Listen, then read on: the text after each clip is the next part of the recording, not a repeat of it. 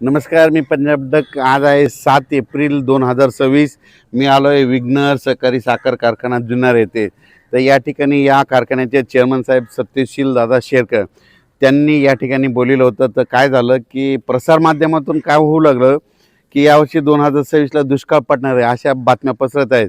तर ते म्हटले की तुम्ही आमच्या कारखान्यावर येऊन एकदा शेतकऱ्याची म्हणजे एक न्यूज द्यावी. तर आज आहे तर या ठिकाणी 2026ला मात्र सरासरी इतका पाऊस पडणार आहे, जेमतेम पडणार आहे. मात्र पिकाला लागेल तसा पडणार आहे. मात्र पिकं मात्र खूप चांगले येणार आहेत, म्हणून हा अंदाज 2026चा लक्षात यायचा. आज आहे 7 एप्रिल 2026.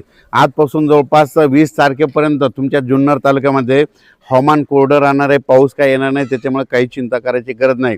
पण त्याच्यानंतर काय होणार आहे, 21, 22, 23च्या दरम्यान मात्र जुन्नरच्या पलकडल्या साईडनं म्हणजे खाली घाटाकून पाऊस पुन्हा परत पावसाचं वातावरण तयार होणार आहे. म्हणून हा अंदाज जुन्नर तालुक्यातल्या शेतकऱ्यांनी लक्षात यायचा. कारण की या भागात असल्यामुळं या शेतकऱ्यांनी लक्षात यायचं. ज्यांचा कांदा असेल, गहू असेल तर तुम्ही काय करा, 20 तारखेपर्यंत तुम्ही काढणीची तयारी ठेवा.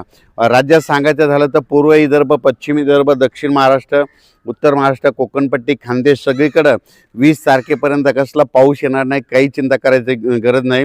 फक्त मात्र उन्हाचा पारा वाढत जाणार आहे. चांगलं काही ठिकाणी 38°, कुठं 39, कुठं 40, 41, 42, 43 अंशापर्यंत उन्हाचा पारा वाढणार आहे. म्हणून हा अंदाज देखील सर्व पूर्व विदर्भ, पश्चिम विदर्भ, दक्षिण महाराष्ट्र, उत्तर महाराष्ट्र, कोकणपट्टी, खानदेश, मराठवाड्यातल्या सर्व शेतकऱ्यांनी हा अंदाज लक्षात घ्यायचा. तसेच मी या जुन्नर तालुक्यामध्ये आहे म्हणून तुम्हाला एक सांगू इच्छितो. ह्या जुन्नरच्या पलीकडे कोकणपट्टी आहे.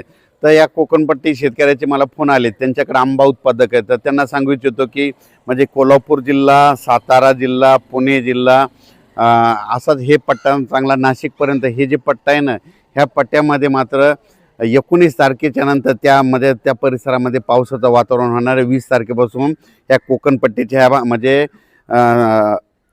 आपला या साताऱ्यापासून ते इकडं इगतपुरीपर्यंत ह्या पट्ट्यामध्ये पावसाचं वातावरण राहणार आहे. म्हणून ही अंदाज त्या कोकणातल्या सर्व शेतकऱ्यांनी लक्षात घ्यायचा.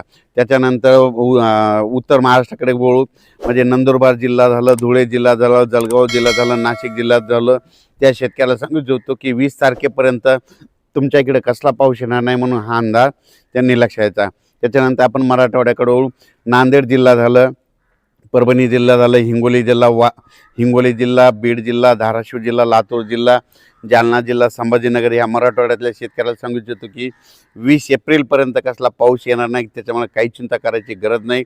त्याच्यानंतर विदर्भ 6, 5, 11 जिल्हे, वर्धा, नागपूर, भंडारा, गोंदिया, चंद्रपूर, यवतमाळ, वाशिम, हिंगोली, बुलढाणा, अकोला, अमरावती ह्या विदर्भ, पूर्व विदर्भ आणि पश्चिम विदर्भातल्या 11 जिल्ह्यातल्या शेतकऱ्याला सांगू इच्छितो की उन्हाचा पारा वाढत जाणार आहे. पाऊस काय येणार नाही, म्हणून तुम्ही तुमची हळद शिजवू शकता, कांदे काढू शकतात. पाऊस काय येणार नाही, म्हणून हा देखील अंदाज त्या विदर्भातल्या शेतकऱ्यांनी लक्षात यायचा.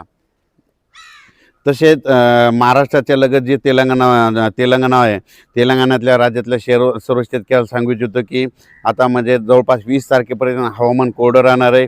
कर्नाटकमध्ये देखील कोरडं राहणार आहे. कर्नाटकच्या इकडं कोल्हापूर, सातारा त्या परिसरात देखील 18-19 तारखेपर्यंत कोरडं राहणार आहे. म्हणून हे देखील सर्व शेतकऱ्यांना लक्षात यायचं. अचानक वातावरणात बदल झाला. आणि परत एक शेतकऱ्याला सांगू इच्छितो की अवकाळी, मी म्हटलं होतं ना प्रत्येक 15 दिवसाला एक अवकाळी येणार आहे. तर तुम्ही बघा, एकदा आत्ताच येऊन गेला, आता लगेच हे म्हणजे शेवटच्या आठवड्यात, एप्रिलच्या शेवटच्या आठवड्यात परत एकदा अवकाळी राज्याच्या काही भागामध्ये येणार आहे. म्हणून हे लक्षात यायचं. मेमध्ये देखील तसंच परिस्थिती राहणार आहे. मेमध्ये देखील 2 अवकाळी येणार आहेत. त्याचा आपण नंतर मेसेज दिला जाईल. धन्यवाद.